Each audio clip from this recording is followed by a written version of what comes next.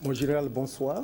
Bien, bonsoir. On peut dire que les recherches ont abouti. Quelles sont ce soir les dernières informations dont vous disposez par rapport à cet avion d'Air Algérie? Oui, effectivement, j'avais dit dans la conférence de presse que nous avons tenue ce matin, cet après-midi du moins, à l'aéroport, que nous avions des informations qui tendaient à nous préciser, à nous donner en tout cas un endroit où l'avion est tombé. Nous avons, avec, bien sûr, puisque c'est un territoire malien, nous avons pris attache avec les autorités de ce pays pour pouvoir envoyer une équipe sur le terrain, sur place.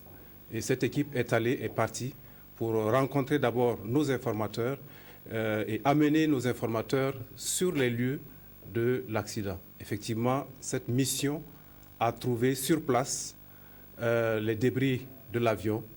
Cette équipe a trouvé sur place, malheureusement, des restes de corps humains.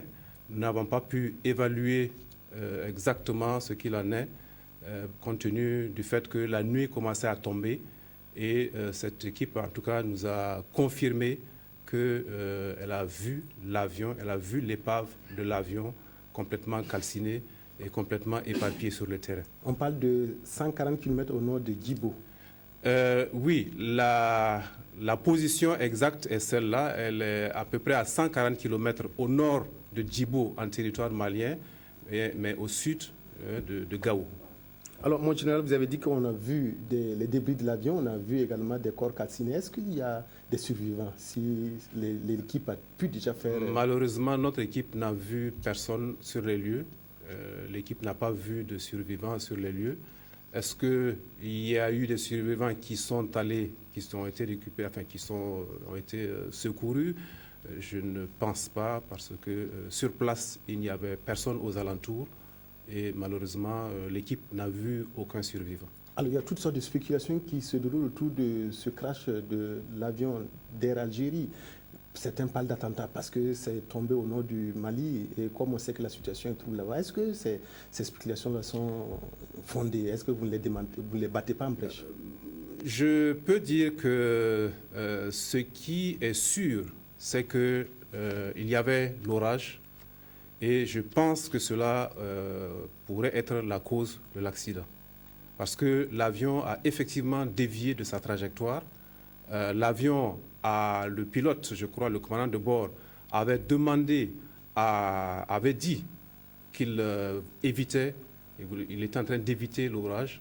Et nous pensons que c'est cela qui est la cause de l'accident.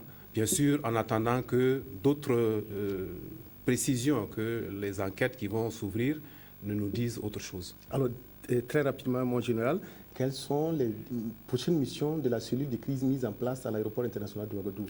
La cellule de crise est toujours en place. Nous allons rester jusqu'à avoir beaucoup plus d'éclaircissements. Nous allons prendre contact avec nos partenaires, puisque vous savez très bien que cet accident ne s'est pas passé à l'intérieur du territoire burkinabé. Donc nous sommes obligés de travailler avec nos collègues maliens et bien sûr tous ceux qui sont concernés par cet accident, notamment les pays qui ont leurs ressortissants dans l'avion. Alors le gouvernement, j'allais dire merci beaucoup mon général Gilbert Diendéré pour avoir participé à cette édition et nous donner toutes ces informations sur le crash de l'avion d'Air Algérie qui a décollé de Ouagadougou à 1h17 et qui a été perdu par les radars. Et on apprend en dernière minute qu'il a crashé et que l'épave a été retrouvée au nord du Mali. Merci beaucoup mon général d'avoir participé à cette édition. Bien, je vous remercie.